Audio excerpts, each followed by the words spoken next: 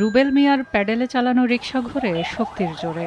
সে শক্তি দিয়ে 12,000 টাকা আয়ে মাসে 15,000 টাকার বাজেট মেলাতে হয় তাকে। কিন্তু সংসদে আজ বাজেটের কথা শুনে বললেন চিন্তার বিষয়। বাজেটের কথা শুনলে ডর করে। আমি মাসে ইনকাম করুন 12,000, আমার খরচ হইলো 15,000, তাহলে মনে হন 3,000 পাই কই আমি। রুবেল মিয়া থেকে রাষ্ট্রের সর্বোচ্চ ব্যক্তি, দেশের 16 কোটি নাগরিকের আসছে 1 বছরের জমা খরচ ইজার পরিকল্পনা নিয়ে সকালে সংসদে হাজির নতুন দায়িত্ব নেয়া বিএনপি সরকারের অর্থমন্ত্রী আমির খসরু মাহমুদ চৌধুরী। গণতান্ত্রিক, মানবিক ও অন্তর্ভুক্তিমূলক অর্থনীতির অভিযাত্রা প্রতিপাদ্যে 2026-27 অর্থ বছরের জন্য 11তম বাজেটের আকার 9,38,000 কোটি টাকা, যা 2025-26 অর্থ বছরের তুলনায় 1,48,000 কোটি টাকা বেশি।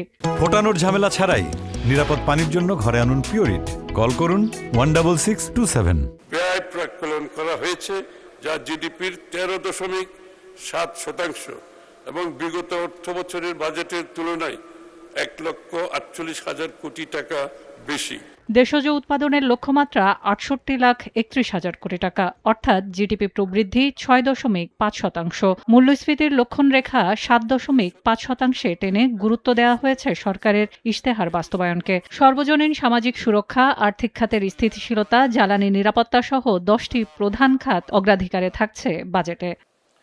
মাননীয় সদস্যবৃন্দ, বাজেটে রাজস্ব আদায়ের লক্ষ্যমাত্রা 6,95,000 কোটি টাকা। 2,43,000 কোটি টাকার বাজেট ঘাটতি পূরণ এবার ব্যাংক ও আর্থিক প্রতিষ্ঠান সহ অভ্যন্তরীণ উৎস থেকে নেওয়া হবে 1,90,000 কোটি টাকা। বৈদেশিক ঋণ ও অনুদান 1,10,000 কোটি। অভ্যন্তরীণ ও বৈদেশিক ঋণের সুদ পরিশোধে এবার ব্যয় রাখা হয়েছে 1,27,500 কোটি টাকা। আগামী 2026-27 অর্থ বছরে মোট 6,95,000 কোটি টাকা রাজস্ব আয় প্রাক্কলন করা হয়েছে, যা জিডিপির 10.2%।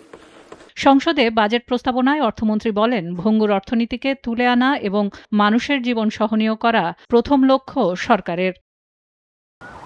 মানুষ লক্ষ কোটি টাকার বাজেট, প্রবৃদ্ধি, বিনিয়োগ বা বিশাল আকারের ঋণ, এ ধরনের বড় ক্যালকুলেশন বা জটিল ক্যালকুলেশনগুলো বোঝেন না। মানুষ বোঝেন তার ভাতের থালার দাম বাড়লো কিনা, শিক্ষা স্বাস্থ্যে কাটছাট করতে হবে কিনা, অথবা মাসের শেষে কতটুকু সঞ্চয় থাকবে। এমন পরিস্থিতিকে বলা যেতে পারে স্থিতিশীলতা এবং প্রবৃদ্ধির মধ্যে আটকে আছে অর্থনীতি।